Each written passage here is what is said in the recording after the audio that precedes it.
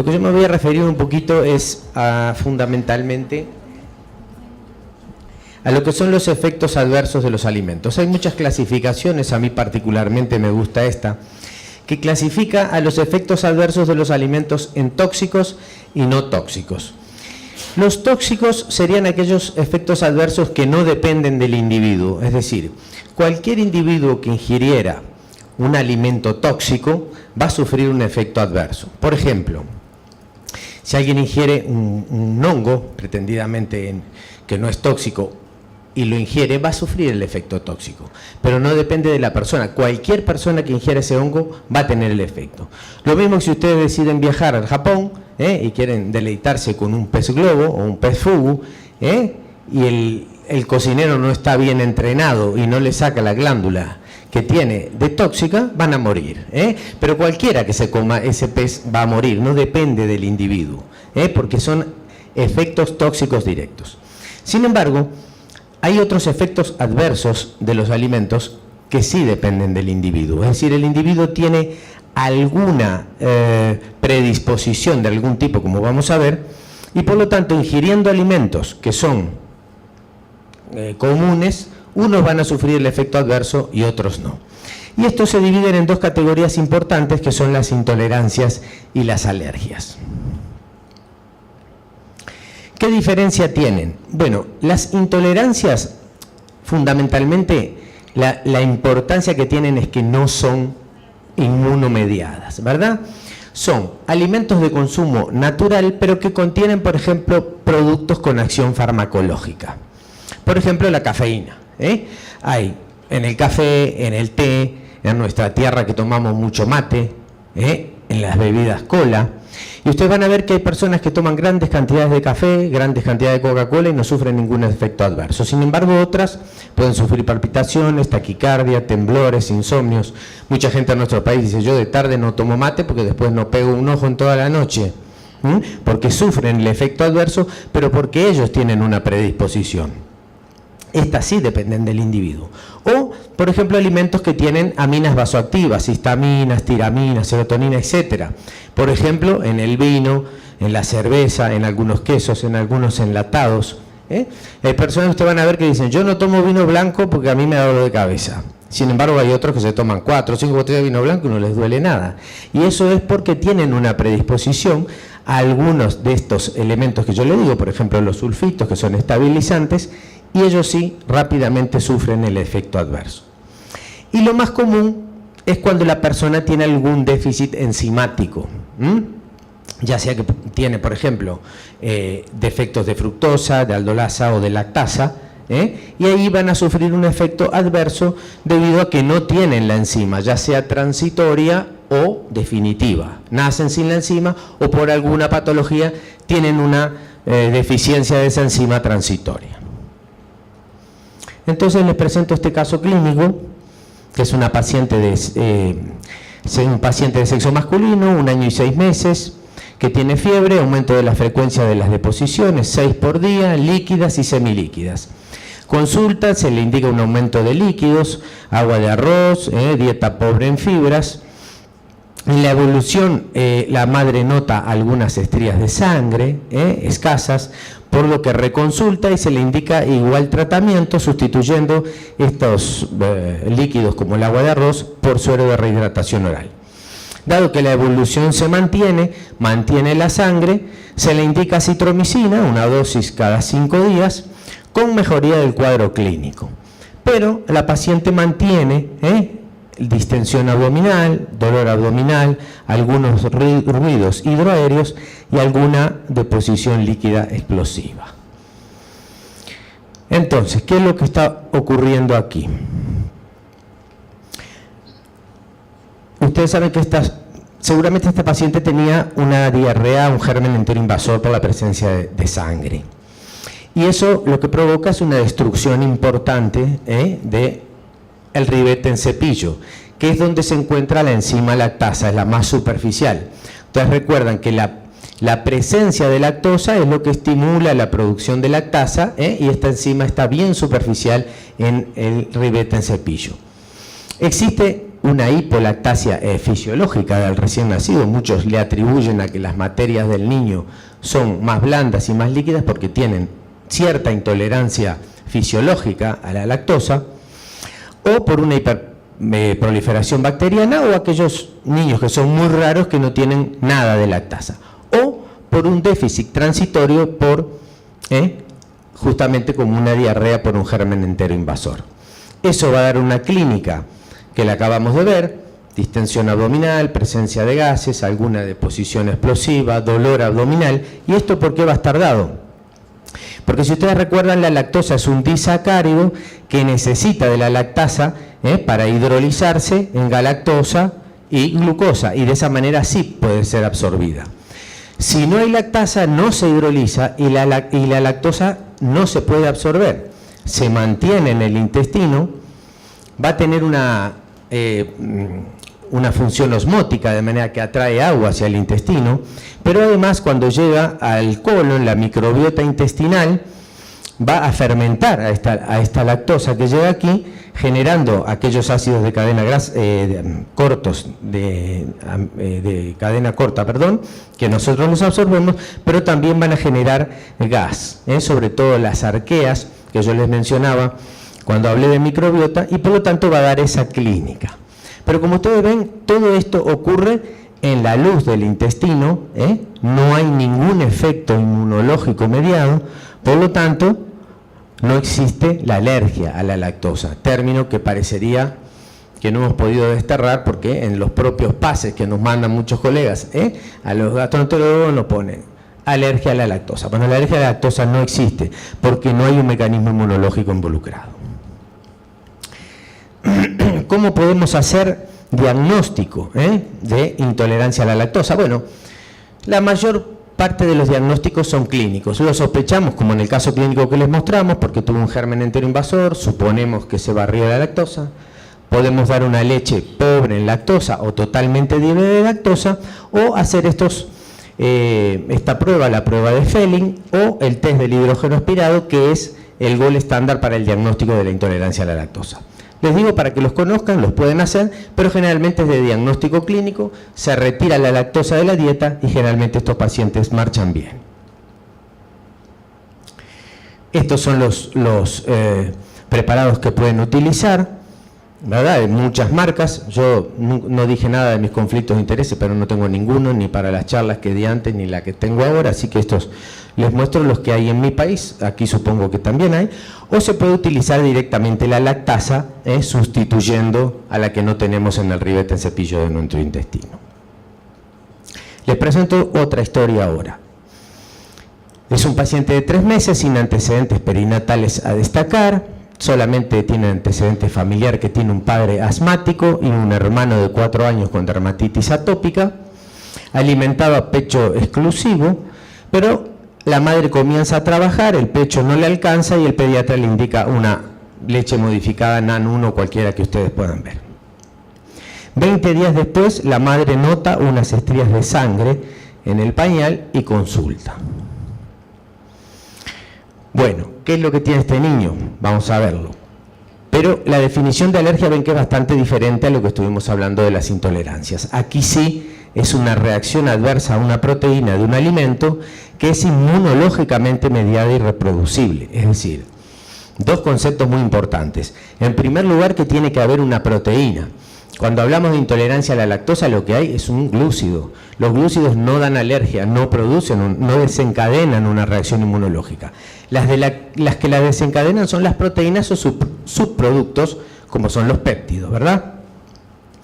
Y otra definición, reacción de hipersensibilidad provocada por mecanismos inmunológicos específicos frente a la presencia de un alergeno alimentario. Vean que tiene una prevalencia interesante en los países que hay estudios de prevalencia. Vean que hasta el 15% de los pacientes pueden tener alergias a las proteínas. Las más comunes son la de la leche de vaca y el huevo, pero sepan que también el maní, el pescado y los mariscos, la soya, el maní y otros frutos secos también pueden dar alergia a las proteínas. Generalmente lo vemos en menores de 6 meses. También pueden tener alergia a la proteína en niños que están alimentados a pecho exclusivo, porque hay péptidos que sí atraviesan la barrera y van a la leche de la madre y pueden causar alergia a la proteína de la leche de vaca si la madre tomaba leche. Y vean que hay un conjunto de elementos donde los factores genéticos son muy importantes, y en la historia que nosotros vimos había antecedentes de alergia. El padre era asmático y tenía un hermano con dermatitis atópica. Eso lleva a que se multiplique las posibilidades de que un niño sea alérgico si tiene antecedentes de alergia, aunque no sean a la proteína de la leche de vaca. Nos apareció nuevamente.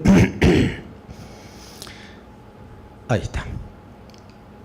Y esto también estaría relacionado con la permeabilidad. ¿Por qué lo vemos en niños más chicos? Porque tienen una permeabilidad intestinal mucho mayor, muy aumentada, y por lo tanto esas proteínas heterólogas pasan más fácilmente al subcutáneo y ahí entonces van a desencadenar esta reacción inmunológica. ¿Cuáles son los dos tipos más importantes de alergia que nosotros vemos a las proteínas de los alimentos? Bueno, la hipersensibilidad tipo 1 tiene estas características, que es rápida, o sea que una vez que se ingirió el alimento en minutos u horas aparece la reacción, que es mediada por la inmunoglobulina E, tiene la predisposición genética y tiene una etapa de sensibilización, es decir, la primera vez que el niño toma contacto con esa proteína, es captada por las células presentadoras de antígenos, se la presenta al linfocito T, el linfocito T segrega citoquinas inflamatorias, pero además estimula el linfocito B y produce inmunoglobulina E. En la segunda vez que se presenta el antígeno, se inicia la fase efectora, donde rápidamente se genera una enorme cantidad de inmunoglobulina E que se une al mastocito y produce su desgranulación, liberando todas estas sustancias activas que ustedes ven aquí, que van a producir justamente los síntomas que nosotros vamos a ver en la alergia tipo 1 o IgE mediada. ¿Cuál es la otra que vemos y que los gastroenterólogos vemos muy frecuentemente? La que acabamos de ver en el paciente que les presentamos recién, ¿verdad?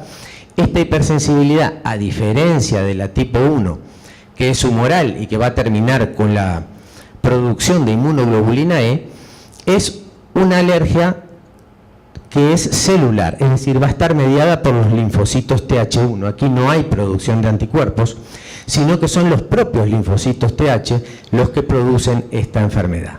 ¿Qué diferencia tiene? Bueno, que es lenta, puede durar horas o días. Como vimos en el paciente nuestro, tomó leche de vaca y recién la sintomatología apareció a los 20 días. Esto es bien diferente a la tipo 1 o IgE mediada, en la que los síntomas aparecen en minutos u horas. Les muestro las tipo 2 y tipo 3. Las tipo 2, que no son alergias típicas a los alimentos, pero para que las conozcan. La tipo 2, en lugar de ser IgE mediada, son IgG e IgM, que es los típicos de los conflictos, por ejemplo, RH. O la tipo 3, en la que lo que está involucrado son inmunocomplejos, que por ejemplo son las que se ven en el lupus o en las glomerulopatías. Hay algunos tipos de urticaria en los que se plantearía que el tipo de alergia que tendría sería estas reacciones inmunológicas de tipo 3. Pero como siempre, para complicar un poquito más las cosas, hay alergias que son mixtas, es decir, por un lado teníamos las que vimos nosotros, IgE, rápidas, minutos u horas, por el otro las TH1, pero hay pacientes que tienen los dos tipos, tanto tipo 1 como tipo 4. Y si miramos la clínica de estos tipos de alergia, las IgE rápidas, que en menos de 2 horas tienen síntomas, son las típicas que dan edema de lengua, de labios, paladar, prurito oral, etc. Pueden dar náuseas, vómitos y típicamente los síntomas respiratorios, rinitis, asma, laringoespasmo, y cutáneas, algunos tipos de urticaria y angioedema. Y puede llegar a la situación más grave, que es la de la anafilaxia. Mientras que las no mediadas por IgE, o sea, las celulares, las lentas, lo típico es la proctocolitis alérgica, como vimos en nuestro paciente. Lo que hay es una inflamación del colon que produce este sangrado, pero es un niño que está totalmente sano, que parece totalmente normal, y sin embargo lo único que aparece es este sangrado rectal.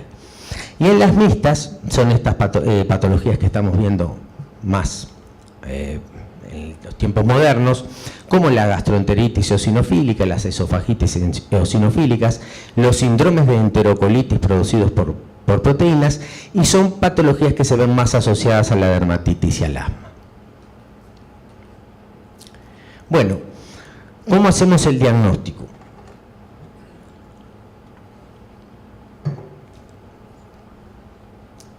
Es muy importante, como siempre, la historia clínica y el examen físico, ¿verdad? Los síntomas tenemos que ver bien cuándo aparecen, con la rapidez que aparecen, para tratar de clasificarlos si es tipo 1 o tipo 4, por el tipo de síntoma y por la rapidez. La historia alimentaria, o sea, relacionarlo con nuevas ingestas de alimentos que pueden causar estos síntomas.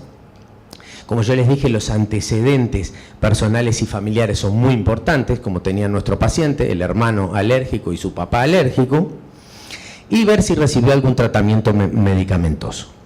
El diagnóstico es clínico, no necesitamos ningún examen complementario, Es el retiro y el desafío. Es decir, cuando nosotros pensamos que el alergeno, por ejemplo, es la leche, lo que hacemos es retirar la leche, desaparecen los síntomas, volvemos a reintroducir la leche, reaparecen los síntomas. Por supuesto que si un paciente tuvo una anafilaxia, no vamos a hacer esa prueba, ¿verdad?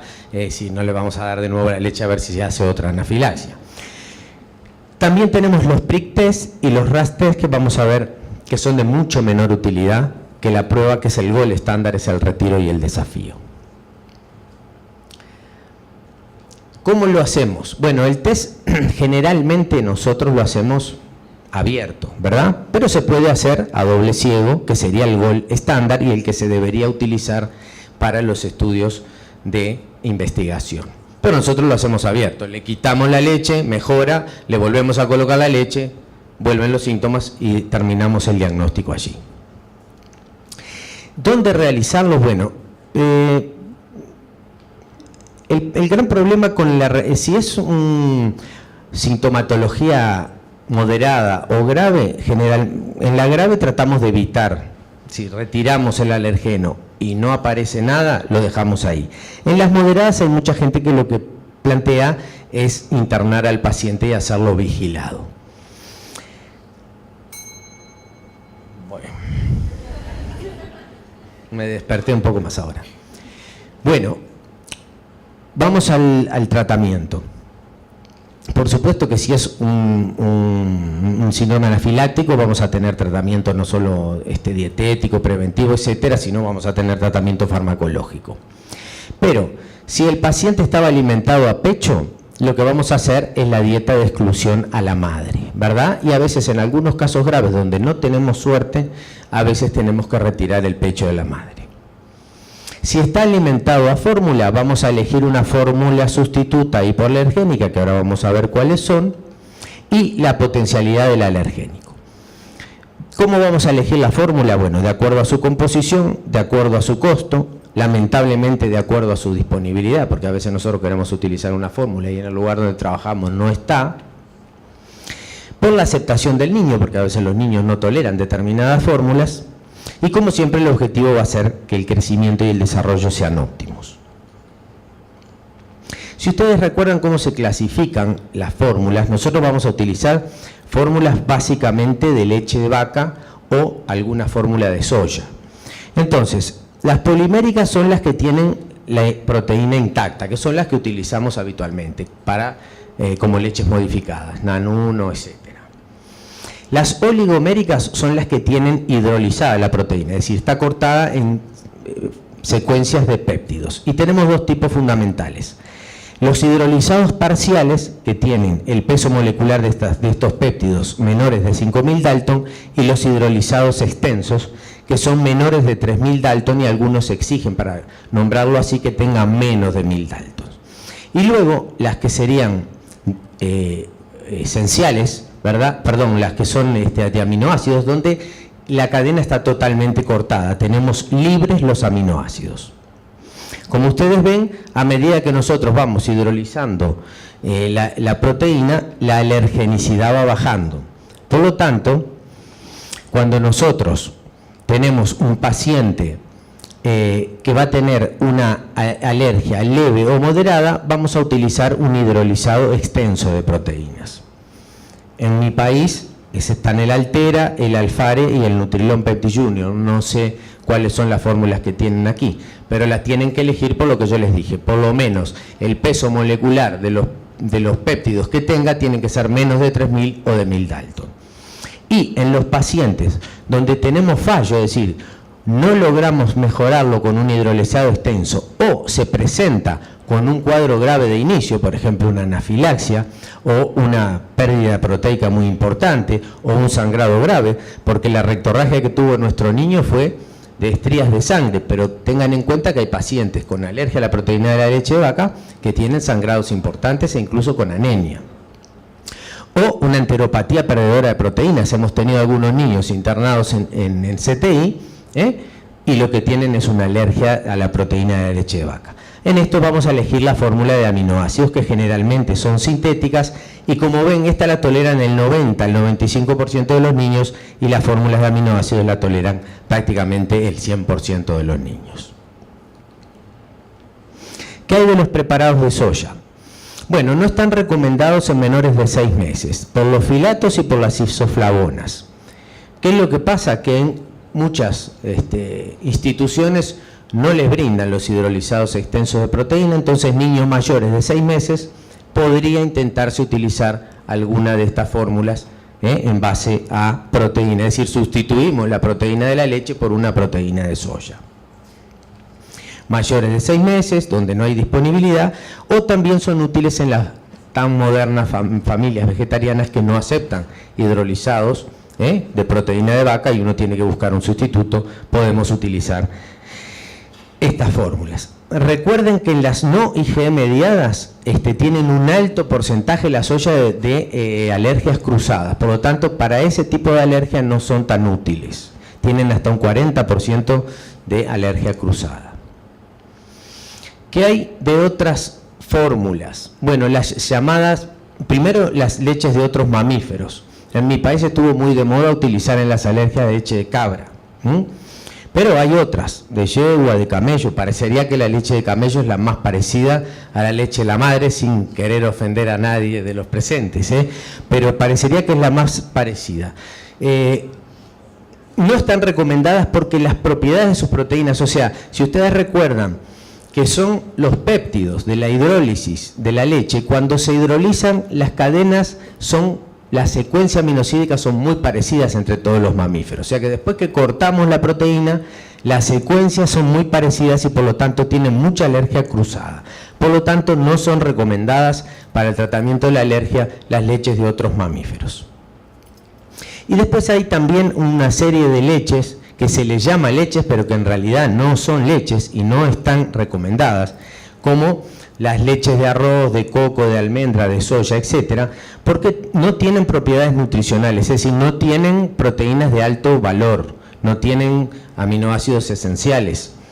Entonces estas pueden ser utilizadas cuando el niño ya salió de la lactancia, es un niño que ya come, que se alimenta, que ya en la institución tiene más de un año y el niño no ha recuperado su tolerancia. Esas se pueden utilizar, pero para engañar al niño como que está tomando una leche, pero no como por su valor nutricional. Bueno, era hasta aquí lo que les quería decir. Muchas gracias.